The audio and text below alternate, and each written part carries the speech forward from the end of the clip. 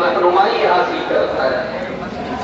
ان دونوں نعمتوں کے ذریعے سے انسان فلاح و کامرانی کے راستے کو پاتا ہے۔ ان دونوں نعمتوں کے ذریعے سے انسان اللہ کی رضا کو پہچانتا ہے۔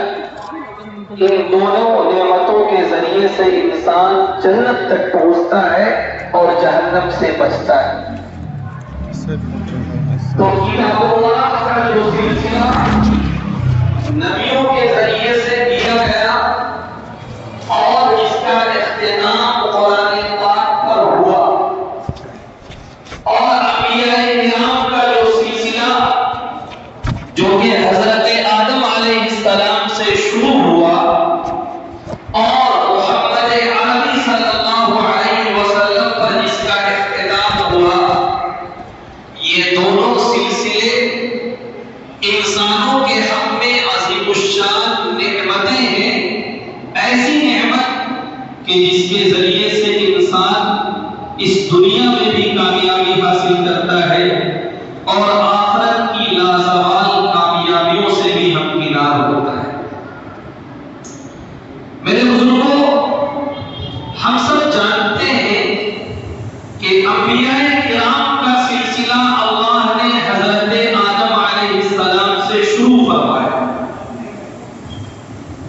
حضرت آدم اس دنیا کے سب سے پہلے انسان بھی ہیں، اسی وجہ سے انہیں ابو البشر بھی کہا جاتا ہے۔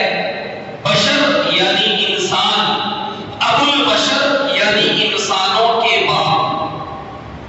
حضرت آدم علیہ السلام تمام انسانوں کے باپ ہیں۔ سب سے پہلے آدمی اور سب سے پہلے انسان جن کو اس دنیا میں بھیجا گیا وہ حضرت آدم علیہ السلام ہیں، اور سب سے پہلے نبی بھی حضرت آدم علیہ السلام ہیں۔ حضرت آدم علیہ السلام اس دنیا میں تشریف لائے، ان کے بعد حضرت حوا کو بھی اس دنیا میں بھیجا گیا، اور ان دونوں کے ذریعے سے دنیا کی آبادی بڑھنا شروع ہوئی، دنیا کی آبادی پھیلنا شروع ہوئی، اور ایک بڑی تعداد جب دنیا میں بس گئی، اور دھیرے دھیرے جب وہ حضرت آدم علیہ السلام کی تعلیمات کو بھلانے لگے تو اللہ نے پھر اپنا ایک نبی بھیجا جسے حضرت نوح علیہ السلام کہتے ہیں۔ حضرت نوح علیہ السلام اس دنیا میں آئے، تشریف لائے، اور قرآن پاک کے بیان کے مطابق تقریباً 950 سال آپ نے تبلیغ فرمائی، لیکن اس تبلیغ کے نتیجے میں 80 سے کچھ زائد لوگوں کے علاوہ کوئی آپ پر ایمان نہیں لایا، اور ان لوگوں نے وقت کے نبی کا جب انکار کیا تو اللہ کی طرف سے عذاب کا فیصلہ ہوا، اور ہم سب کے علم میں ہے کہ اس وقت اللہ نے پانی کا اور طوفان کا ایسا عذاب بھیجا کہ جو لوگ کشتی نوح میں سوار تھے وہ بچ گئے، اور اس کے علاوہ جو لوگ تھے وہ سب کے سب ہلاک ہو گئے، یہاں تک کہ اس میں حضرت نوح کا ایک بیٹا بھی جو کہ آپ پر ایمان نہیں رکھتا تھا، حضرت نوح نے چاہا کہ اسے کشتی میں سوار کر لے، لیکن اس نے کہا کہ میں کسی پہاڑ کی چوٹی پر پناہ لے لوں گا اور اس طوفان اور سیلاب سے بچ جاؤں گا، لیکن دنیا جانتی ہے کہ انجام یہ ہوا کہ کشتی نوح میں جو سوار تھے وہ بچ گئے، اور اس کے علاوہ جو لوگ تھے وہ سب کے سب ہلاک ہو گئے۔ انبیاء کرام کے قصے میں نے بارہا عرض کیا کہ اس کا تذکرہ ہونا چاہیے، انبیاء کرام کے قصے ہمیں معلوم ہونا چاہیے، کیونکہ اللہ نے فرمایا ہے لَقَدْ كَانَ فِي قَصَصِهِمْ عِبْرَةٌ لِأُولِي الْأَلْبَابِ، کہ دیکھو یہ جو قصے اور کہانیاں ہیں محض تفریح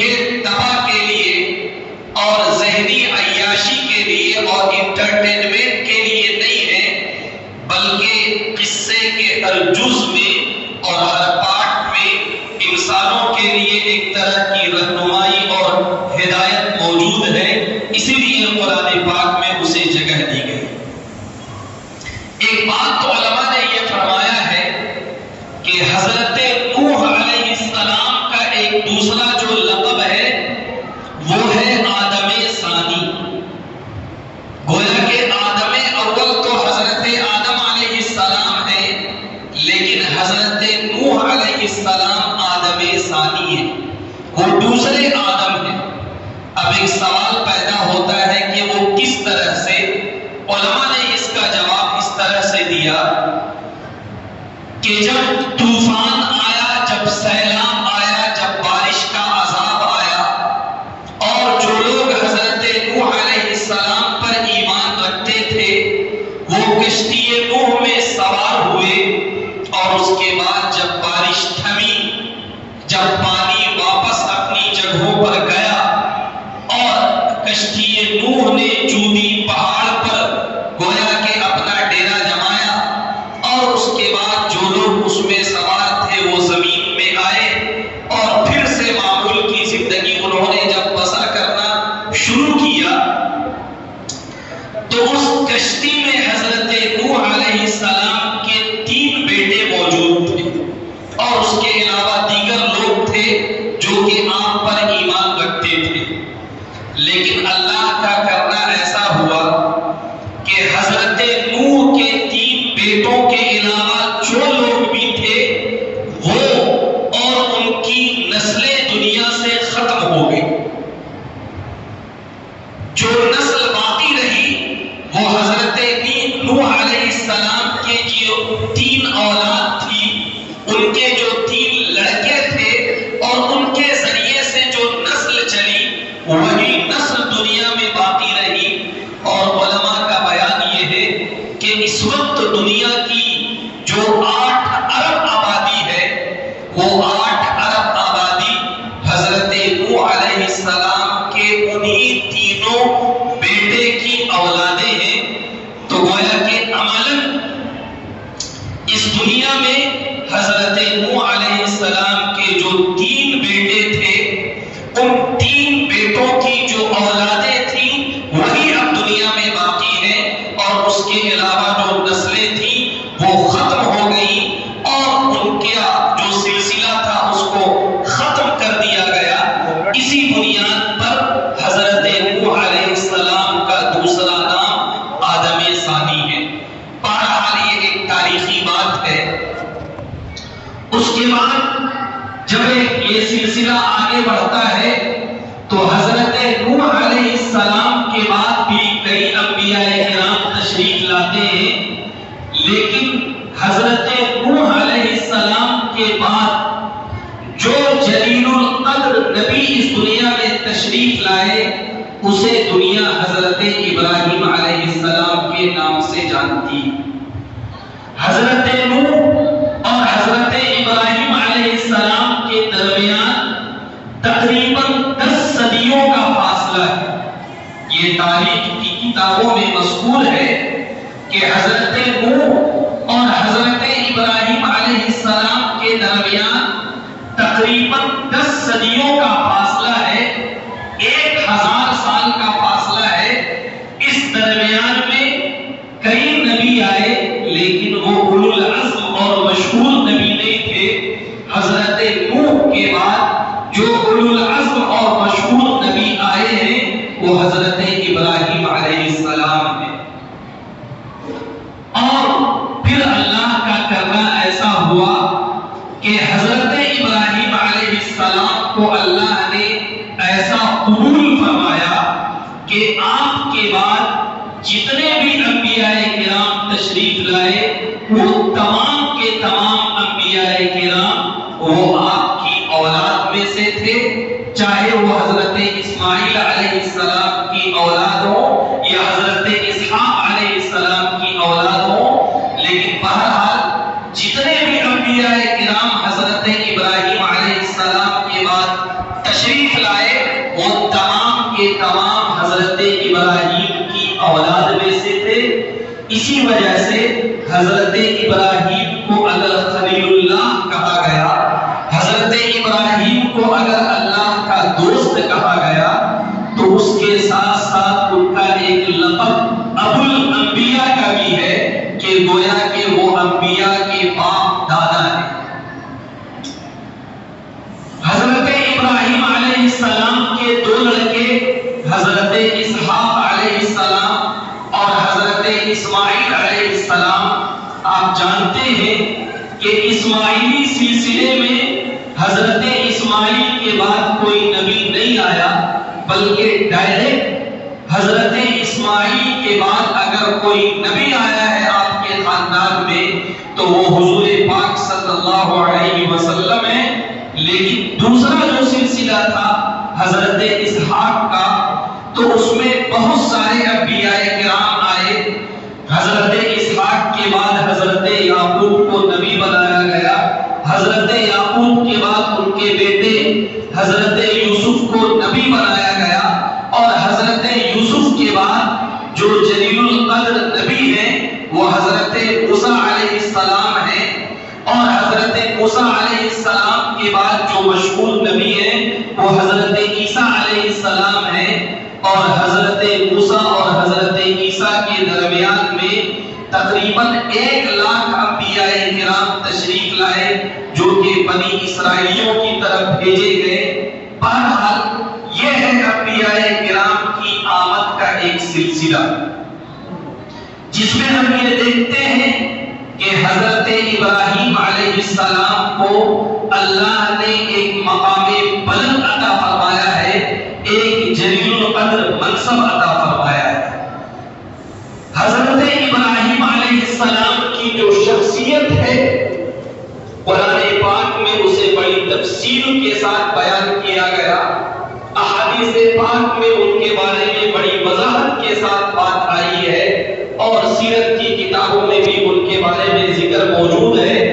میں نے بارہا عرض کیا، آپ کے علم میں ہے کہ اس جمعے سے تقریباً 3-4 جمعہ پہلے مسلسل حج سے متعلق بیانات آپ کے سامنے کیے گئے، اور یہ بات رکھی گئی کہ حج اور قربانی کا جو سلسلہ ہے اگر ہم اس میں غور کریں تو یہ بات معلوم ہوتی ہے کہ گویا کہ حج کے تمام اعمال اور قربانی کے تمام اعمال وہ حضرت ابراہیم کی اداؤں اور حضرت اسماعیل کی وفاؤں اور حضرت ہاجرہ اور حضرت اسماعیل کی گویا کے دعاؤں کا نام ہے. ہمیں غور کرنا چاہیے کہ اللہ نے حضرت ابراہیم کو اگر یہ مقام بلند عطا کیا تو اس کی وجہ کیا تھی، وہ کیا قربانیاں تھیں جو حضرت ابراہیم علیہ السلام نے دی، وہ کیا عظیمت کے قصے تھے جو حضرت ابراہیم علیہ السلام نے پیش کیا، وہ کیا زندگی تھی جو کہ حضرت ابراہیم علیہ السلام نے گزاری. یہ بات یاد رکھیں کہ قرآن پاک میں اگر رسول اللہ صلی اللہ علیہ وسلم سے متعلق یہ بات کہی گئی کہ لقد کان لکم فی رسول اللہ اسوۃ حسنہ، کہ یقیناً اللہ کے رسول کی زندگی میں تمہارے لیے بہترین نمونہ موجود ہے، تو تقریباً اسی طرح کے الفاظ حضرت ابراہیم علیہ السلام کے بارے میں بھی کہے گئے. قرآن پاک کا 28واں پارہ اٹھائیے، سورہ ممتحنہ کھولیے، وہاں پہ آپ کو یہ آیت ملے گی کہ قد کانت لکم اسوۃ حسنۃ فی ابراہیم والذین معہ، کہ اے لوگوں حضرت ابراہیم اور حضرت ابراہیم کے ساتھ جو لوگ تھے، خاص طور سے ان کے گھرانے کے لوگ، ان کی اہلیہ محترمہ، ان کے بیٹے، یہ وہ خاندان ہے کہ جس خاندان میں تمہارے لیے بہترین نمونہ موجود ہے. اور وہ نمونہ کس اعتبار سے ہے اس کو قرآن پاک نے بیان کیا. میرے بزرگوں، حضرت ابراہیم علیہ السلام وقت اس دنیا میں تشریف لائے، اس وقت دنیا میں جس بادشاہ کی حکومت تھی اس بادشاہ کا نام نمرود تھا۔ اور اہل سیر میں اور تاریخ کے علماء نے ایک بات یہ بیان کی ہے کہ اب سے پہلے جو بادشاہ پرانے زمانے میں گزرے ان میں 4 بادشاہ ایسے ہیں جنہوں نے پوری دنیا پر حکومت کی۔ آپ جانتے ہیں کہ بادشاہ جب دنیا میں ابھرتا ہے تو اس کی حکومت کا جو دائرہ ہوتا ہے وہ محدود اور تنگ بھی ہو سکتا ہے اور وسیع بھی ہو سکتا ہے۔ اگر کوئی بادشاہ العزم ہوتا ہے، طاقتور ہوتا ہے، وہ اپنے علاقے کو وسعت دیتا چلا جاتا ہے، وہ اگل بگل کے بادشاہوں کو شکست دیتا چلا جاتا ہے اور اپنی حکومت کے دائرے کو وسیع کرتا چلا جاتا ہے۔ ابھی سے پہلے کی اگر تاریخ آپ اٹھا لیں، 19ویں صدی کی، 18ویں صدی کی، 17ویں صدی کی، 16ویں صدی کی تاریخ اگر آپ کے سامنے ہے تو ان باتوں کا سمجھنا بالکل آسان ہے کہ ایک بادشاہ وہ بسا اوقات اپنی طاقت و قوت کی بنیاد پر اپنا دائرہ اثر بہت بڑھا لیتا ہے۔ بہرحال علماء نے یہ بیان فرمایا کہ 4 بادشاہ ایسے ہیں جنہوں نے پوری دنیا پر حکومت کی، ان میں 2 مسلمان تھے اور 2 کافر تھے۔ 2 مسلمان بادشاہ جنہوں نے پوری دنیا میں حکومت کی، ان میں سے ایک حضرت سلیمان علیہ السلام ہے جن کا ذکر قرآن پاک میں موجود ہے، اور دوسرے حضرت ذوالقرنین ہے، ان کا بھی ذکر قرآن پاک کے 16ویں پارے میں موجود ہے۔ وَيَسْأَلُونَكَ عَنْ ذِي الْقَرْنَيْنِ، لوگ آپ سے ذوالقرنین کے بارے میں پوچھتے ہیں، آپ ان کو بتائیے کہ میں ان کے حالات تمہارے سامنے رکھوں گا۔ اور وہ 2 بادشاہ جو کہ کافر تھے اور جنہوں نے پوری دنیا میں حکومت کی، ان میں سے ایک بادشاہ یہی تھا جس کا نام نمرود تھا، اور دوسرا بادشاہ وہ تھا جس کا نام تاریخ میں بخت نصر کے نام سے یاد کیا جاتا ہے۔ نمرود اور بخت نصر یہ 2 ایسے بادشاہ ہیں جو کافر تھے اور جنہوں نے پوری دنیا پر حکومت کی۔ حضرت ابراہیم علیہ السلام جس بادشاہ کے زمانے میں اس دنیا میں تشریف لائے وہ نمرود بادشاہ کا زمانہ تھا۔ اس کی حکومت پوری دنیا میں تھی، لیکن اس کا جو دارالسلطنت تھا، اس کا جو کیپٹل تھا، اس کی جو راجدھانی تھی وہ شہر بابل تھی۔ یہ شہر بابل جو ہے یہ پرانا نام ہے۔ آج کے زمانے کا جو ایران ایک ملک ہے، اسی ملک کے آس پاس وہ شہر بھی ہوا کرتا تھا، اور وہی شہر گویا کہ اس بادشاہ کی راجدھانی تھی، دارالسلطنت تھی، کیپٹل تھی۔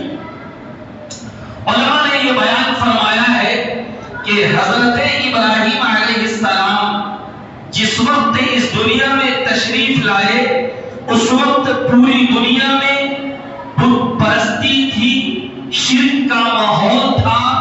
ایک آدمی بھی پوری دنیا میں ایسا نہیں تھا جو کہ اللہ کو ایک ماننے والا ہو، جو کہ توحید پرست ہو، بلکہ پوری دنیا مکمل سر تا پا وہ شرک میں، کفر میں، بت پرستی میں مبتلا تھی۔ اور جو بادشاہ وقت تھا اس کا حال یہ تھا کہ وہ خود بھی مشرک اور کافر تھا، لیکن اس کے ساتھ ساتھ اسے خود بھی خدائی کا دعویٰ تھا، وہ خود بھی جو ہے خدائی کا دعویٰ کرتا تھا اور لوگوں کے سامنے یہ کہا کرتا تھا کہ میں خدا ہوں، میں مارنے پر قادر ہوں، میں جلانے پر قادر ہوں، میں دینے پر قادر ہوں، میں روکنے پر قادر ہوں۔ بہرحال یہ ماحول تھا۔ اس ماحول میں اللہ کی طرف سے فیصلہ ہوتا ہے کہ حضرت ابراہیم علیہ السلام اس دنیا میں تشریف لائیں۔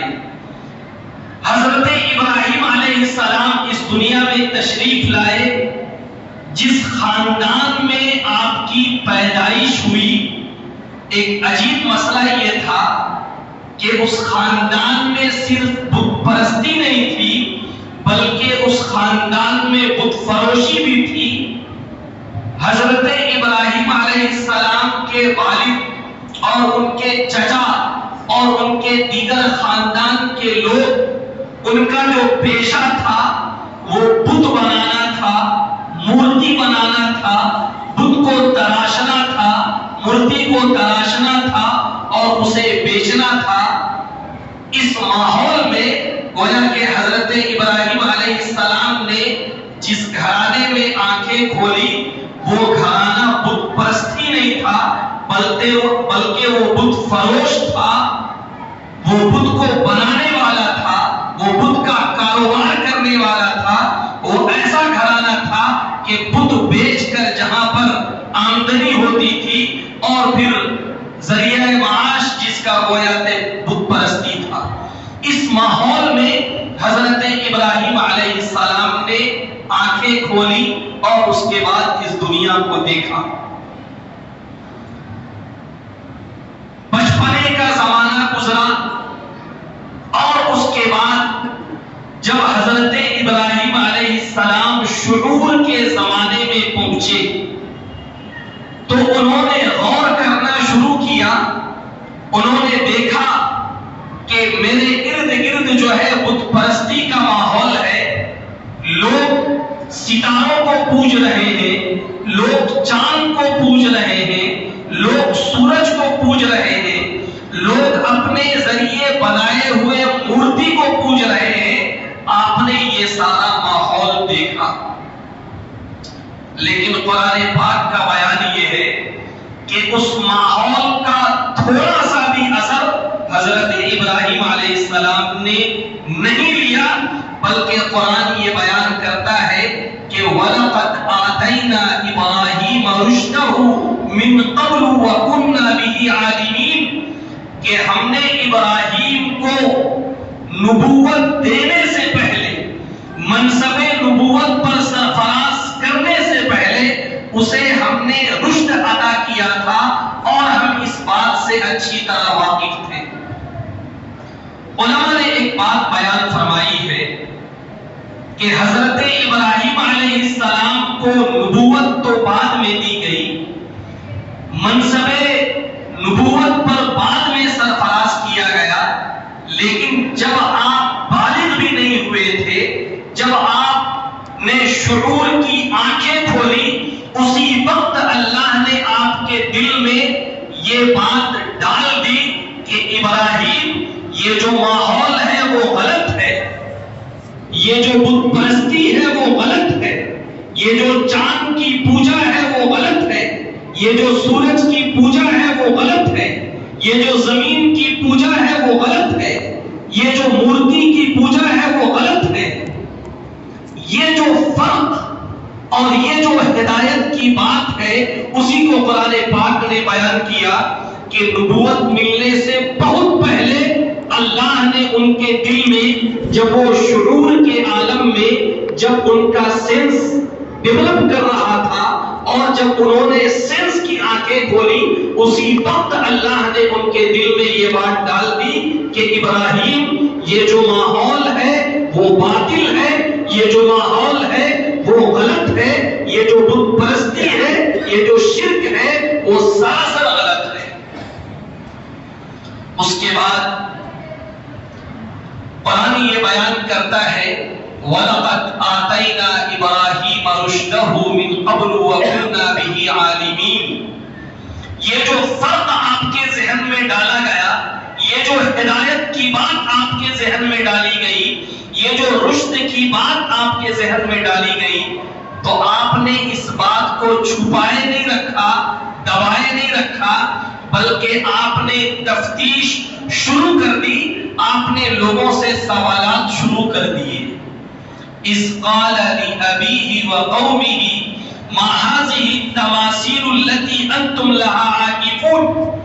قرآن یہ بیان کر رہا ہے کہ اسی زمانے میں حضرت ابراہیم علیہ السلام نے اپنے ابا سے، اپنے چچا سے، اپنے رشتہ داروں سے، اپنی قوم کے لوگوں سے ایک سوال کیا، اور وہ سوال یہ تھا ما هذه التماثيل، کہ یہ جو مورتیاں ہیں، یہ جو ڈھانچے ہیں، ان کا کیا مسئلہ ہے کہ تم ان کے ارد گرد بیٹھے رہتے ہو، سر جھکائے رہتے ہو، کچھ منتر وغیرہ پڑھتے رہتے ہو، تم ان سے نظر و نیاز کرتے ہو، تم ان سے مرادیں مانگتے ہو، یہ کیا مسئلہ ہے؟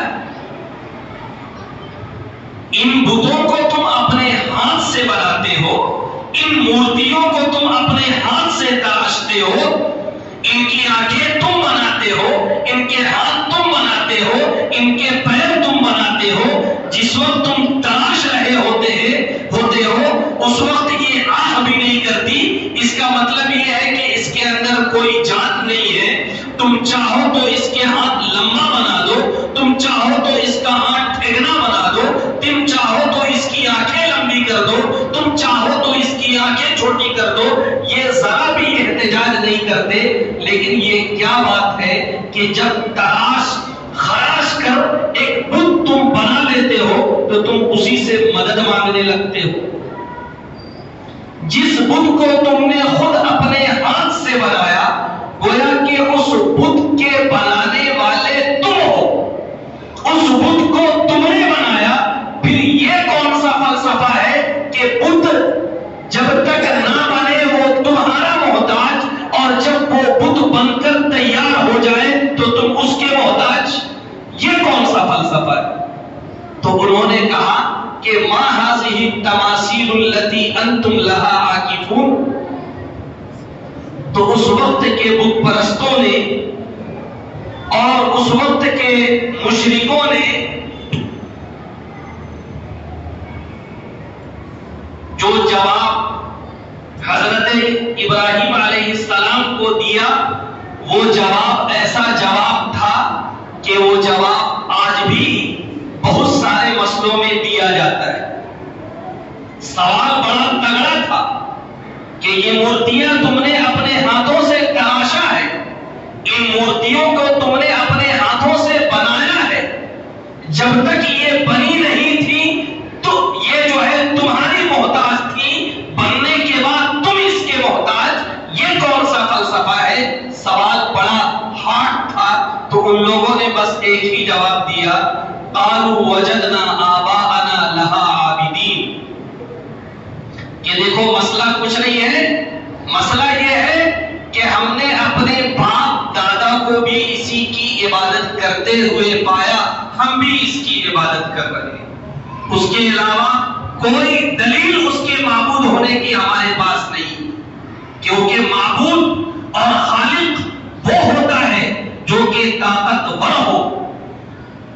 معبود اور خالق وہ ہوتا ہے جو قادر قدرت ہو، جو قدرت کاملہ کا مالک ہو.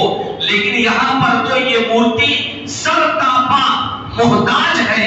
اور قرآن پاک کے بیان میں وَإِن يَسْلُبْهُمُ الذُّبَابُ شَيْئًا لَا يَسْتَنْقِذُوهُ مِنْ ضَعْفِ الطَّالِبِ وَالْمَطْلُوبِ. کہ ان مورتیوں کی حالت یہ ہے کہ بڑے جانور کی تو خیر بات چھوڑیے، اگر کوئی مکھی بھی اس کے سامنے سے کچھ اٹھا کر لے جائے، ان کے اندر یہ طاقت نہیں ہے کہ اس مکھی کو بھگا سکے. جن مورتیوں کے اندر مکھی کو بھگانے کی صلاحیت نہ ہو، ان مورتیوں کے اندر یہ طاقت کہاں پیدا ہو سکتی ہے کہ صاحب وہ انسانوں کے مسائل کو حل کرے، انسان کو اولاد دے، انسان کے رزق کا معاملہ حل کرے، انسان کے ضروریات کی وہ تکمیل کرے. ایسا ہو ہی نہیں سکتا ہے. تو ان کے پاس جو جواب تھا وہ جواب یہی تھا کہ وجدنا آباءنا لها عابدین، کہ ہم نے اپنے باپ دادا کو اس کی عبادت کرتے ہوئے پایا. بس یہی ایک دلیل ہے ہمارے پاس، اس کے علاوہ اور کوئی دلیل نہیں. میرے بزرگوں باتیں انشاءاللہ ہوگی، لیکن یہاں پر رک کر تھوڑا سا ہم لوگوں کو غور کرنا چاہیے. عرض کی ہے کہ ہم جس شریعت کے پابند ہیں، اس شریعت میں اور اس دین کی بنیاد پر ہمیں کیا کرنا ہے اور کیا نہیں کرنا ہے، اس کا فیصلہ کسی کی عقل پر نہیں چھوڑا گیا، کسی کی خواہش پر نہیں چھوڑا گیا، کوئی خاندانی رسم و رواج پر اس کو نہیں چھوڑا گیا، کہیں کے کلچر پر اس کو نہیں چھوڑا گیا، کہیں کے ٹریڈیشن پر اس کو نہیں چھوڑا گیا، کسی ملک کی آب و ہوا پر اس کو نہیں چھوڑا گیا. نہیں، ایک مسلمان کو کیا کرنا ہے اور ایک مسلمان کو کیا نہیں کرنا ہے، اس کا جو فیصلہ کیا جائے گا اس کے لیے بنیاد ہے صرف قرآن و حدیث. قرآن ہمارے دین کی بنیاد، احادیث مبارکہ ہمارے دین کی بنیاد، اللہ کے رسول کی سیرت وہ ہمارے دین کی بنیاد.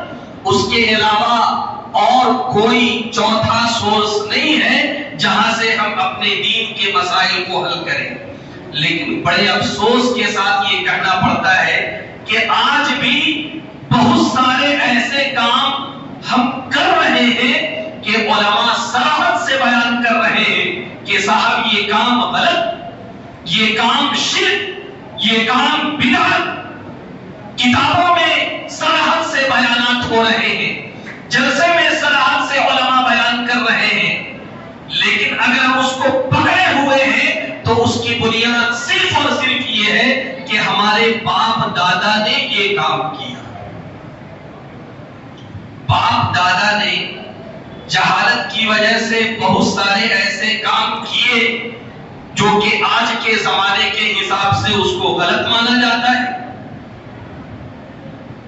پرانے زمانے میں اگر کسی کو چیچک ہو جائے تو لوگ یہ سمجھتے تھے کہ لا علاج بیماری اس کو ہو گئی، اس کو اب چھوڑ دیا جائے.